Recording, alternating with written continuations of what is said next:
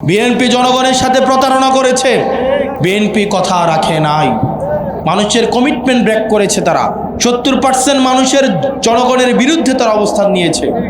আমরা প্রত্যেকটা বিষয়ে আপনাদের অধিকার নিশ্চিত করব ইনশাআল্লাহ। একটা কবিতা আছে, কেউ কথা রাখেনি, আমরা কথা রাখতে চাইছিলাম, আমরা মনে করছিলাম বিএনপি হয়তো কথা রাখবে, বিএনপিও কথা রাখে না।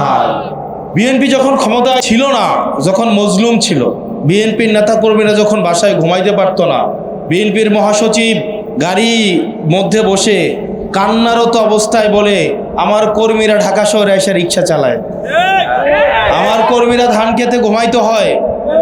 বিএনপির নেতা কর্মীরা দীর্ঘ 17-18 বছর তারা জেল জুলুমের শিকার হয়েছে, বাসায় এসে ঘুমাইতে পারে নাই, বাপ মার জানাজায় আসতে পারে নাই, শিক্ষা জীবন শেষ করতে পারে নাই। অসংখ্য ছাত্রদলের নেতাকর্মী, অসংখ্য শিবিরের নেতাকর্মী।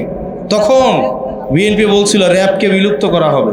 আজকে ক্ষমতায় এসে আবার শুনি এটাকে বিলুপ্ত করা হবে না, শুধুমাত্র বোতলের নামটা চেঞ্জ করা হবে। বোতলের মধ্যে যেই মশলা ছিল, যেই জিনিস ছিল তাই থাকবে, শুধু কি করা হবে, বোতলের নামটা চেঞ্জ করা হবে। কথা রাখে নাই। আমরা শুনছিলাম বিচার বিভাগের স্বাধীনতা নিশ্চিত করা হবে, কিন্তু আজকে আনুষ্ঠানিকভাবে বিচার বিভাগের স্বাধীনতাকে হরণ করা হয়েছে। অন্তর্বর্তীকালীন সরকার এসে বিচার বিভাগের স্বাধীনতা আনুষ্ঠানিক করার জন্য আমরা দেখেছি বিচার বিভাগের জন্য আলাদা সচিবালয় করেছিল। এই সরকারকে স্পষ্ট করতে হবে, বিচার বিভাগ যদি আলাদা সচিবালয়ের মাধ্যমে ফাংশন করে তাহলে এই সরকারের কি সমস্যা? এই সরকারের অবশ্যই সমস্যা, কারণ বিচারকদের নিজের মতো করে নিয়ন্ত্রণ করা যাবে না। নিজের পছন্দ মতো রায় না দিলে তাদেরকে বান্দরবন, রাঙামাটি, খাগড়াছড়িতে পোস্টিং দেয়া যাবে না। বিশাল অসুবিধা। এত অসুবিধা নিয়ে কি সরকার চালানো যায়? সুতরাং বাতিল করে দিলাম বিচার বিভাগের সচিবালয়। জনগণের আকাঙ্ক্ষার বিরুদ্ধে অবস্থান নিয়েছে। আর যারা আমাদের সাথে বেইমানি করেছে, যারা কথা রাখে নাই, যারা শপথ ভঙ্গ করেছে, বাংলাদেশের মানুষের বিরুদ্ধে গিয়েছে, জনগণ আগামী নির্বাচনে তাদের বিরুদ্ধে অবশ্যই অবস্থান নেবে এবং ভোটের মাধ্যমেই তাদের গণরায়ের বিপক্ষে যে অবস্থান নিয়েছে, গণভোটের বিপক্ষে যে অবস্থান নিয়েছে সেটারও জবাব আগামী ভোটে ইনশাল্লাহ দিবে। গণভোটের বিপক্ষে অবস্থান নিয়েছে তারা, 70% মানুষের বিপক্ষে তারা অবস্থান নিয়েছে। এই বিএনপির বিরুদ্ধে, বিএনপিকে যারা করেছেন, আমার তরুণ, আমার বয়সী মানুষ আজকে এই প্রোগ্রামে এসেছেন, যাদের জাগতিক বস্তুগত চাওয়া পাওয়ার ঊর্ধ্বে শুধুমাত্র আন্তরিকতা এবং হৃদ্যতাই যাদের একমাত্র আমাদের সম্পর্কের মাধ্যম, যারা আজকে এখানে উপস্থিত হয়েছেন, এই নরপাটি ইউনিয়নে আপনাদের প্রত্যেকটা মানুষকে আমি শুভেচ্ছা এবং অভিনন্দন জানাচ্ছি। আমার কুমিল্লার বাহিরে প্রথম কোন ইউনিয়নে আমার কোনো প্রোগ্রাম। এই আমার পলিটিক্যাল জার্নিতে কুমিল্লাতে আমার দেবিদ্বারে আমি সব ইউনিয়নে গিয়েছি, সব গ্রামে গিয়েছি, সেটা ভিন্ন প্রেক্ষাপট। কিন্তু দেবিদ্বারের বাহিরে ইউনিয়ন পর্যায়ের কোনো প্রোগ্রামে এই প্রথম আমি আজকে নরপাটিতে আসছি, যেটা আমার সারা জীবন একটা স্মৃতি হয়ে থাকবে। এবং আপনারা এই যে এলাইচ গ্রামের আপনারা যারা আছেন, আমার স্মৃতিপটে সবসময় এই স্মৃতিটা অনেক সজীব থাকবে। আপনাদের যে আন্তরিকতা, আতিথেয়তা, আজকে যারা এই প্রোগ্রামে অংশগ্রহণ করেছেন, পার্টিতে যারা যোগ দিয়েছেন, তাদের সবার প্রতি আমার কৃতজ্ঞতা থাকবে। আজকে যারা এনসিপিতে যোগ দিয়েছেন, তারা যোগ না দিলে পারতেন, কারণ এখন আমরা সরকার না, পুলিশের গাড়ি এখন আমাদের সামনে থাকে না, থাকে পিছনে। রাজনীতি হচ্ছে মূলত ওইটাই রাজনীতি, যখন পুলিশের গাড়িটা থাকে পিছনে আর আপনি সামনে থাকেন দৌড়ের উপরে। তো পুলিশের গাড়িটা যখন আমাদের পিছনে, এখন হামলা মামলার ভয়, এখন ফেসবুকে লিখলে বাসা থেকে যখন উঠাই নিয়ে যায়, টেন্ডার, সুবিধাবাদী কোনো তদবির কোনো কিছুতে যখন এনসিপিতে নাই, তখন এনসিপিতে আসলে যারা এসে যোগ দিছে তারাই মূলত বাংলাদেশটাকে পরিবর্তন করতে চায়। তারা পারত, তারা চাইলে পারতো সরকারি দলে যোগ দিলে, কারণ সরকারি দলে থাকলে পুলিশের গাড়ি সামনে থাকে, থানায় বসে চা তো রং চা, এটা দুধ চা দেয়, সাথে 2টা টুস বিস্কুট, আবার পুলিশ সদস্যরও 100 টাকাই দেয়, কারণ সরকারি দলের লোক।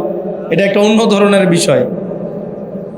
এলাকায় সরকার যে কর্মসংস্থানের ব্যবস্থা বলছে, এটা দলীয় লোকদের কর্মসংস্থানের ব্যবস্থা যেটা বলছে ওইটা আর কি, যেটা বিভিন্ন বাজারে বাজারে সিএনজি স্টেশনে বিভিন্ন জায়গায় যেটা হচ্ছে শোনা যায়, ওই কর্মসংস্থানও তারা পেয়ে যেত ইনস্ট্যান্ট।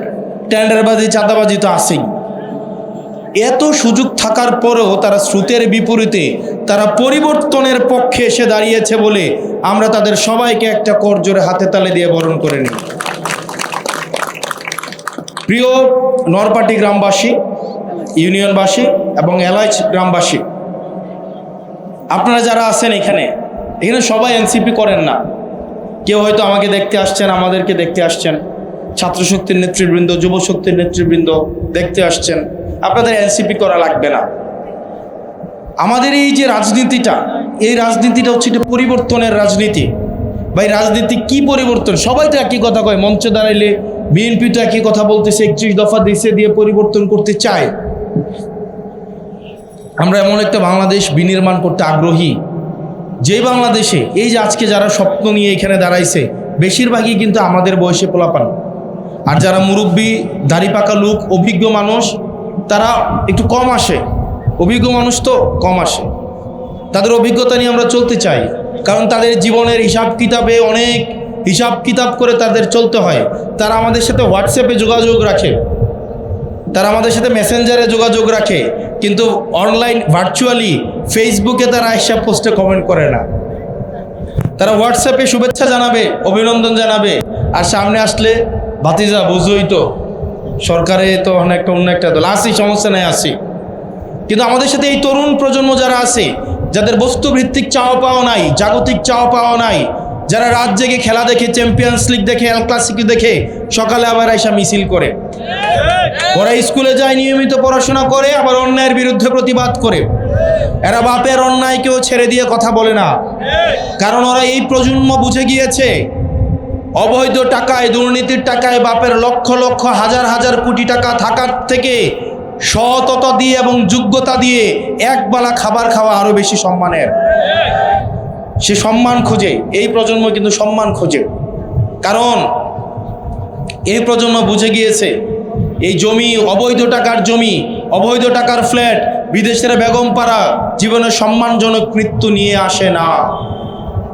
আমরা এই তরুণ প্রজন্মের জন্য একটা নিশ্চিত নিরাপদ একটা ভবিষ্যৎ বিনির্মাণ করতে চাই, যেখানে চাকরির জন্য আপনাকে নেতার দ্বারস্থ হওয়া হতে হবে না, মেধার দ্বারস্থ হইলে আপনি চাকরি পাবেন। আমরা চাই এই যে পুলিশ ভাইয়েরা আজকে গার্ডে আছে, আমরা চাই এমন একটা বাংলাদেশ বিনির্মাণ করতে যেখানে পোস্টিংয়ের জন্য তাদেরকে পয়সা দিতে হবে না। তারা চাকরি করে, আবার পোস্টিংয়ের জন্য একটা পোস্টিং হইলে 2-4 লাখ টাকা দিতে হয় তাদেরকে। ওনারা কি এই বাংলাদেশ চাই? আমরা চাই এমন একটা বাংলাদেশ যেখানে চাকরি পাইতে ঘুষ দেওয়া লাগবে না। আমরা এমন একটা বাংলাদেশ চাই যেই বাংলাদেশে প্রত্যেকটা মানুষ নাগরিক হিসাবে সে মর্যাদা লাভ করবে। তার পূর্ব পরিচয়, সে কৃষকের সন্তান নাকি কামারের সন্তান, নাকি খেটে খাওয়া মানুষের সন্তান, নাকি মজুরের সন্তান, নাকি রাজমিস্ত্রির সন্তান, না কলকারখানার শ্রমিকের সন্তান, না সচিবের সন্তান, সেটা তার যোগ্যতাকে কখনো প্রশ্নবিদ্ধ করবে না। আমরা এমন একটা বাংলাদেশ চাই যেখানে দাড়ি টুপি মানেই এখানে উন্মানুষ না, অযোগ্য মানুষ না, যেখানে কোটসুট মানেই যোগ্য না, বরং যে যোগ্য পোশাক তার যোগ্যতা নির্ধারণ করবে না।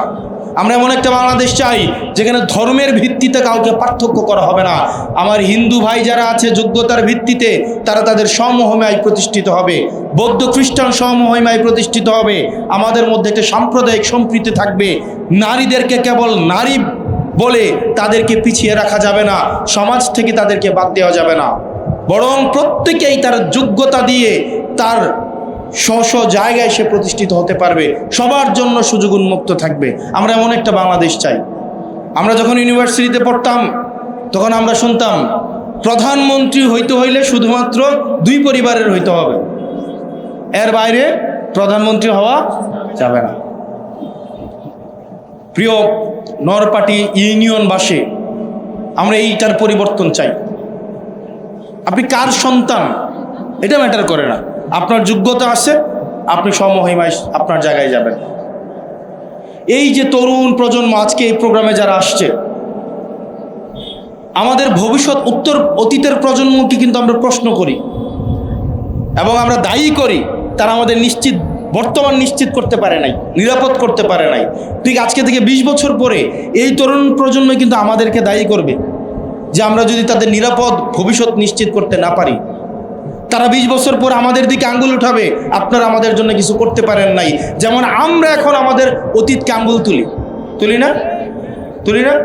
সেজন্য আমাদের সবাই ঐক্যবদ্ধভাবে একসাথে আমাদের ভবিষ্যতের বাংলাদেশ বিনির্মাণ করতে হবে। যেই বাংলাদেশ হবে বৈষম্যহীন, যেই বাংলাদেশ হবে মেধাভিত্তিক, অর্থনৈতিকভাবে স্বনির্ভর। আজকে আমি একটা কাঁথা উপহার দিছি, একজন কাঁথা। এই কাঁথাটা যখন সেলাই করতে বসে কয়েকটা কাপড় একসাথে বিছায় একদিক থেকে শুরু করে না, একটা লাইন দিয়ে এটাতে বিভিন্ন নকশা ফুটায় ওঠে। এরপরে কাঁথার গাঁথনিটা শক্ত হয়, তাই না? শুরু হয় কয়টা দিয়ে? একটা সূচের একটা সূচ দিয়েই কিন্তু শুরুটা হয়, তাই না? ঠিক একইভাবে এই যে এনসিপির এই যে যাত্রা অব্যাহত হয়েছে, সেটা এক দিয়েই শুরু হবে ইনশাল্লাহ। আপনাদের কাছে মনে হইতে পারে এই ছোট ছোট মানুষ কি পার্টি করব, আমাদের তো হাফ প্যান্ট পরা প্রার্থী বলছে একটা সময়।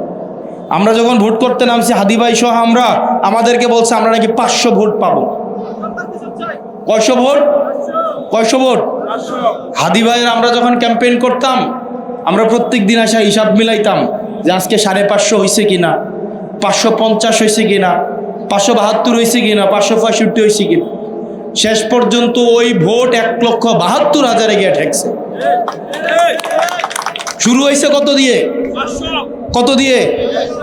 শোনেন, আমরা আত্মবিশ্বাসী, কারণ এই যে পোলাপাইনগুলো আসেন এখানে, যাদেরকে আমরা হাফ প্যান্ট পরা বলি, এই পোলাপাইনগুলোর মা আমাদের পক্ষে আছে, এই পোলাপাইনগুলো আমাদের পক্ষে আছে, এই পোলাপাইনগুলোর বোনেরও আমাদের পক্ষে আছে।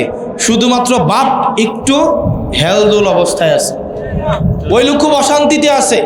দোকানে গেলেও শান্তি নাই, ঘরে আইলেও শান্তি নাই, কারণ বউ শাপলাকলির কথা বলে, পোলাপাইন শাপলাকলির কথা বলে, ছেলেও শাপলাকলির কথা বলে, উনি পড়ে গেছে চিপার মধ্যে এক অবস্থায়। কারণ একটা দল অনেক দিন ধরে করছে। আমাদের বাপ আপনারা যারা আছেন, আমরা আপনাদের দুঃখটা বুঝি। বেশি দিন না, কিছুদিন অপেক্ষা করেন, আপনার বউর দল আপনাকে আসতেই হবে, না হয় ঘরে খাবার বন্ধ। আবার ভোটে হয় না এমন, জামাইকে শর্ত দিছে যদি শাপলাকলি ভোট না দেয় বাসায় খাবার বন্ধ। মায়া গিয়া বাপের পায়ে ধরে বসে আছে, যদি শাপলাকলিতে ভোট না দাও আব্বা টাকা বন্ধ। বেড়াই বাধ্য হয়েছে, হয় নাই? যেই ঘরের নারীরা এবং যেই ঘরের সন্তানরা অলরেডি এনসিপিতে চলে আসছে, সুতরাং আমাদের ইনশাল্লাহর চিন্তা নাই। আপনারা এখানে এনসিপিতে আজকে যারা যোগ দিয়েছেন এবং এনসিপির এই লাকসামের যারা নেতৃবৃন্দ আছে, আপনাদের আহ্বান থাকবে, প্রত্যেকটা ঘরে আপনাদের মায়েরা আপনাদের অপেক্ষায় আছে। আপনারা প্রত্যেকটা ঘরে এনসিপির লিফলেট পৌঁছাই দিবেন। সে করুক বিএনপি, সে করুক জামাত, সে আমার বিরোধিতা করুক, কোনো সমস্যা নাই, কিন্তু আপনি নিশ্চিত করবেন এনসিপির দাওয়াতটা তার ঘরে পৌঁছাইছে কিনা, এটা সবাই নিশ্চিত করবেন। এটা আপনাদের কাজ। এই ঈদের আগে, ঈদ শুভেচ্ছা, আপনারা প্রত্যেকটা ঘরে একটা লিফলেট অন্তত পৌঁছাই দিয়ে আসবেন।